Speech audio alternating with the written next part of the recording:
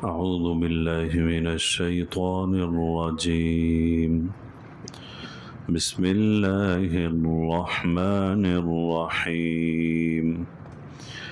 يا أيها الذين آمنوا اذكروا نعمة الله عليكم إذ هم قوم أن يبسطوا إليكم أيديهم فكف أيديهم عنكم واتقوا الله وعلى الله فليتوكل المؤمنون.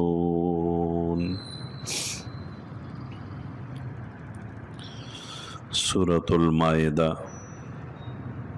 آیت نمبر 11.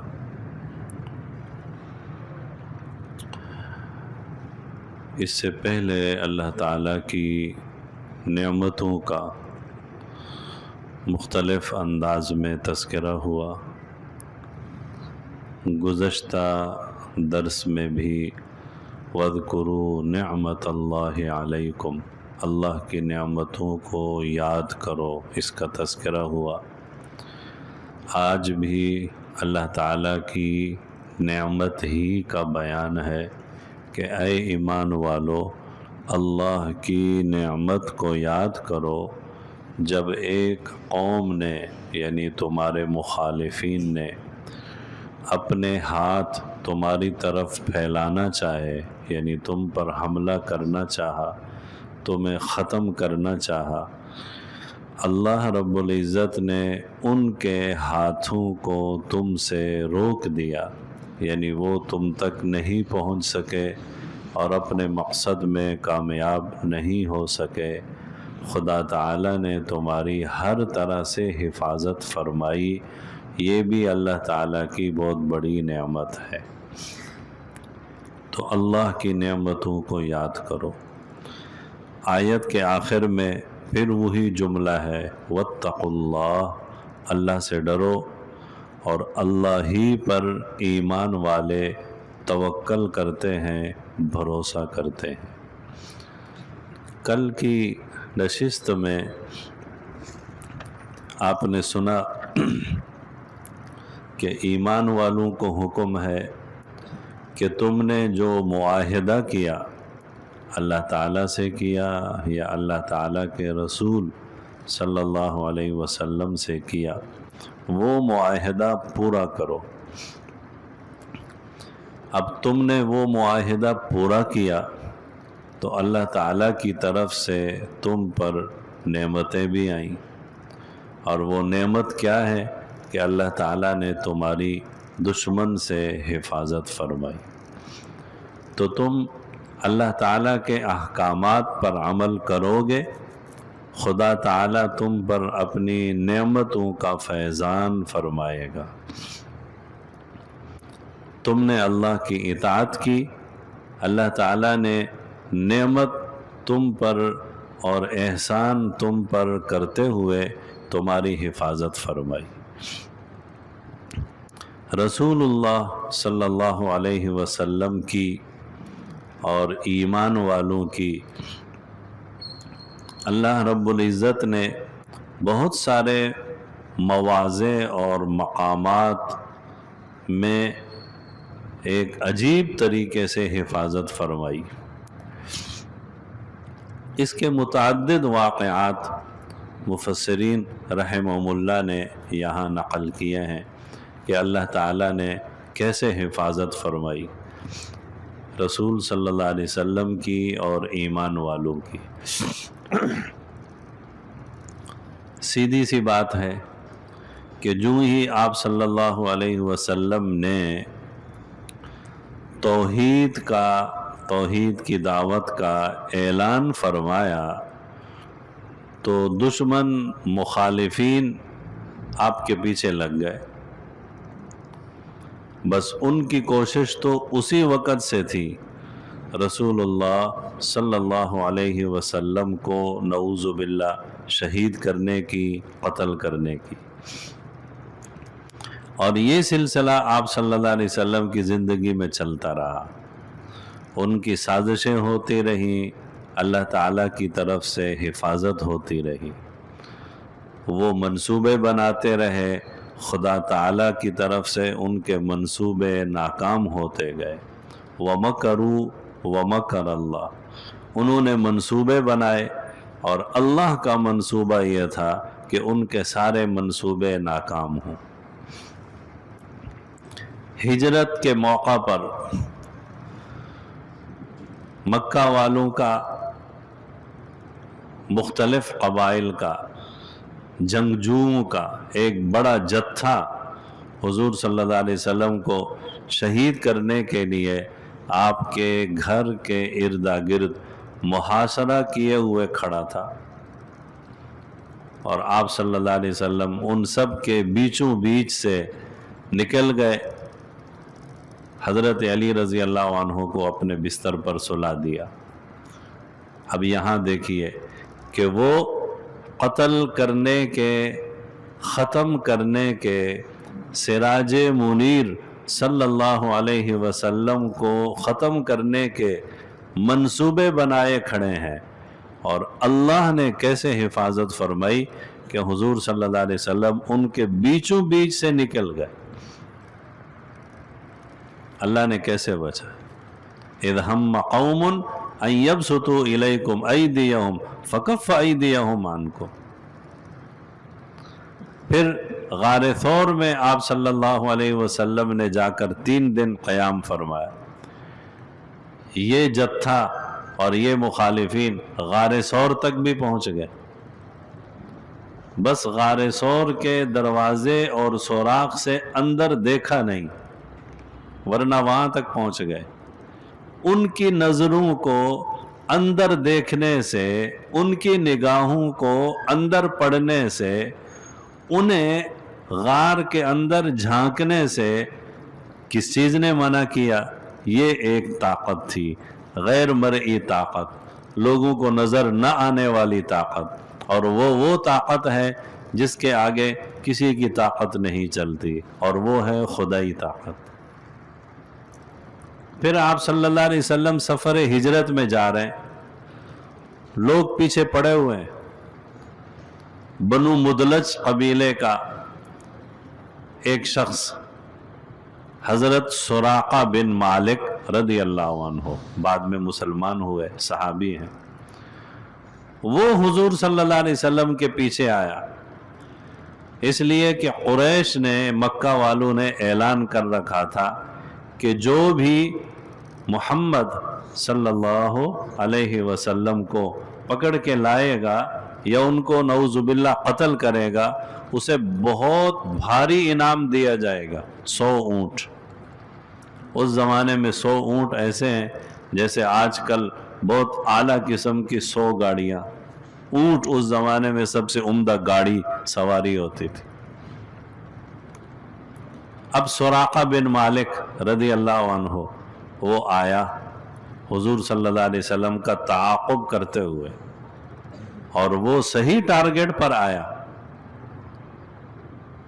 اس نے دیکھ لیا حضور صلی اللہ علیہ وسلم کے قافلے کو، لیکن جو ہی وہ آپ صلی اللہ علیہ وسلم کی سواری کے قریب آیا، اس کا گھوڑا زمین میں دھنسنے لگا۔ وہ چیخا چلایا، ارے یہ سب تمہاری وجہ سے ہو رہا ہے، بخدا، خدا کے لیے، اللہ کا واسطہ مجھے بچا لو، مجھے چھوڑ دو، مجھے معاف کر دو، میرے لیے دعا کر دو۔ جو اس کے منہ میں آ رہا تھا وہ بولے جا رہا تھا، اس لیے کہ وہ دیکھ رہا تھا کہ گھوڑا زمین میں دھنستا جا رہا ہے، اور یہ گھوڑے پر بیٹھا تھا، اور اسے پتا تھا یہ دھنسا تو میں بھی گیا۔ آپ صلی اللہ علیہ وسلم نے اسے دل سے معاف فرما دیا، تو اس کا گھوڑا رک گیا، اور اس نے وہیں سے پیچھے واپس جانے کا ارادہ کیا، چلا بھی گیا۔ تھوڑی دور جا کر پھر خیال آیا، بھائی 100 اونٹ ہیں انعام میں، ایک ٹرائی اور کر لیتا ہوں۔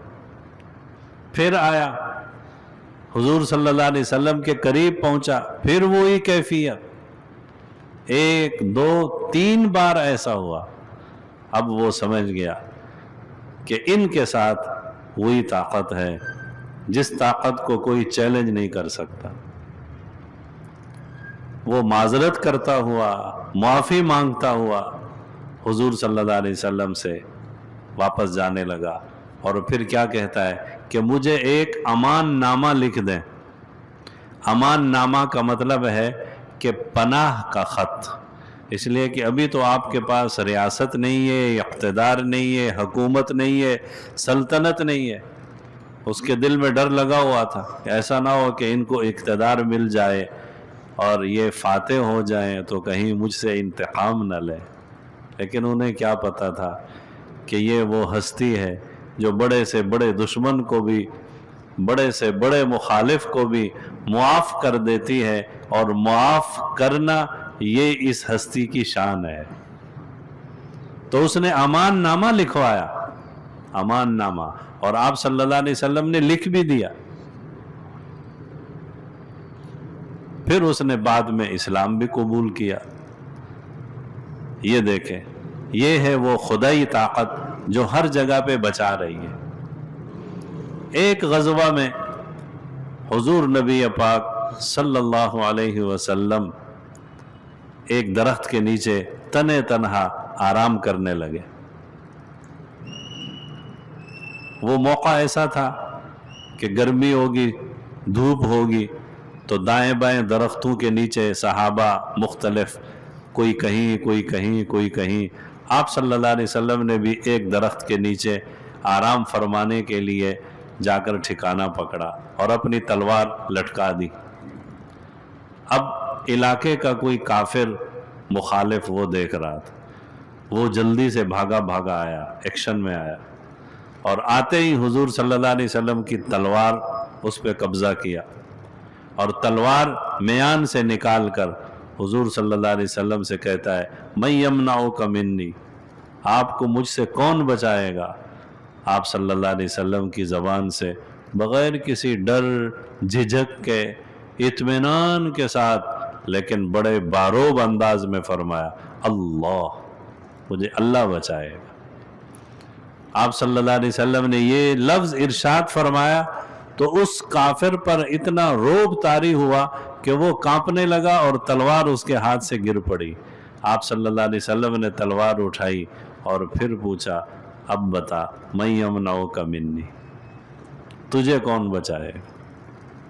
پھر وہ معذرت کرنے لگا، آپ تو بہت اچھے آدمی ہیں، آپ تو بڑے سخی آدمی ہیں، آپ تو بڑے اعلیٰ ظرف آدمی ہیں، وغیرہ۔ یہ ہے کہ اذ ہم قوم ان یبسطوا الیکم ایدیہم، لوگوں نے چاہا کہ وہ آپ کی طرف ہاتھ پھیلائیں، لیکن اللہ رب العزت نے ان کے ہاتھوں کو روک دیا۔ تو ایسے کئی مواقع پیش آئے۔ مدینہ منورہ کا ایک سردار تھا، کعب ابن اشرف، اس نے حضور صلی اللہ علیہ وسلم کو اپنے گھر بلایا اور ارادہ تھا نعوذ باللہ حضور صلی اللہ علیہ وسلم کو شہید کرنے کا۔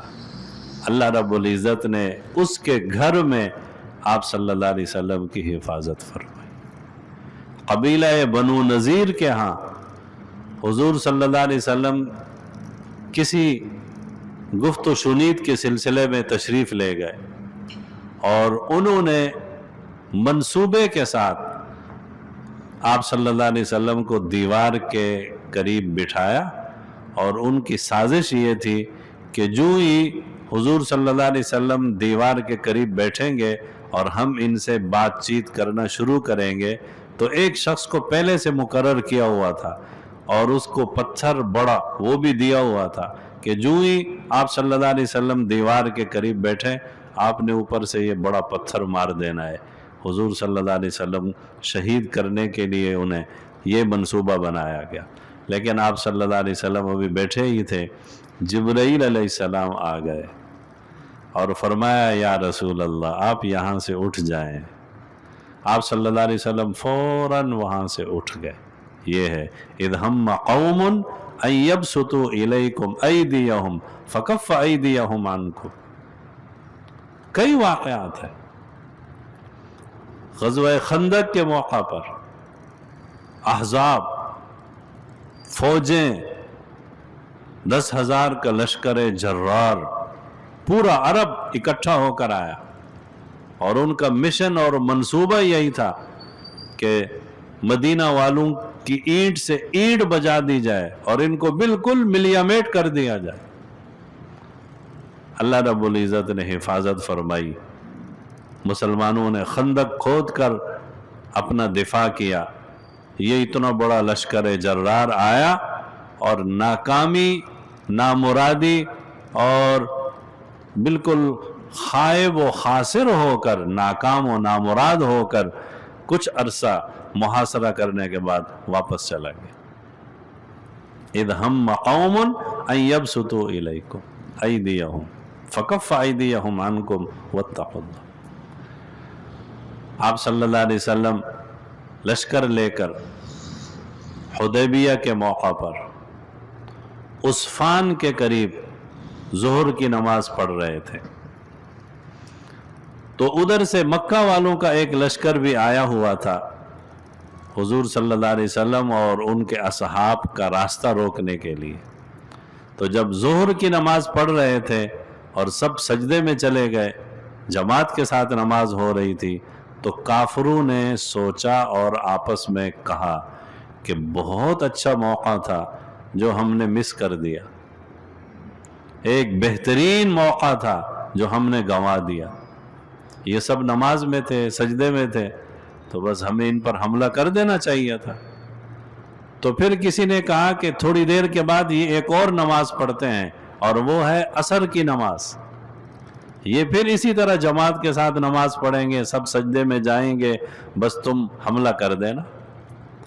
ज़ोहर और असर के बीच में हज़रत जिब्राइल अलैहिस्सलाम वही लेकर आए और हुजूर सल्लल्लाहु अलैहि वसल्लम से फरमाया, असर की नमाज पढ़ाएं तो सलातुल खौफ पढ़ाएं। और सलातुल खौफ क्या है कि आधे लोग नमाज में आपके साथ शरीक होंगे और आधे लोग लश्कर की हिफाजत करेंगे, चौकीदारी करेंगे। कौम की पूरी प्लानिंग थी कि हाथ उठाएं, हमला करें, ख़त्म करें, लेकिन फ़कफ़्फ़ अयदियहुम अन्कुम, अल्लाह रब्बुल इज़्ज़त ने उनका हाथ तुमसे रोक दिया। तो इस आयत में भी अल्लाह ताला ने एक बहुत बड़ी नेमत अपनी ईमान वालों को याद दिलाई कि देखो तो सही, तुम लम्हा लम्हा खुदा ताला की हिफाजत में हो और उसकी मदद और नुसरत तुम पर नाजिल हो रही है। बस तुम तक़वा इख्तियार करो, तवक्कल करो अल्लाह ताला पर, खुदा ताला तुम्हारी इस तरीके से हिफाजत करेंगे। और फिर खिताब ईमान वालों से है।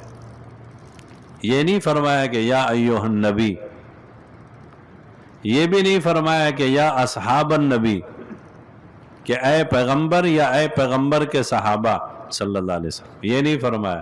क्या फरमाया? या अय्युहल्लज़ीना आमनू, ऐ ईमान वालो। तो कुरान करीम ने इशारा कर दिया कि खुदा ताला की तरफ से मदद व नुसरत का, हिफाजत का जो वादा है वो क़यामत तक आने वाले मुसलमानों के लिए।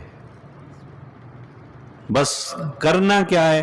वत्तकुल्लाह, एक चीज़ तक़वा इख्तियार करो, व अलल्लाहि फलयतवक्कलिल मुमिनून, दूसरी चीज़ है तवक्कल इख्तियार करो। तवक्कल का मतलब ज़ाहिरी दुनियावी जो असबाब हैं हिफाजत के, वो सब इख्तियार करो। ये नहीं है कि बस हाथ पे हाथ रख के बैठ जाओ, नहीं, ज़ाहिरी असबाब इख्तियार करो, लेकिन भरोसा असबाब पर ना हो, भरोसा खुदा ताला की नुसरत और मदद पर हो। ये तवक्कल है।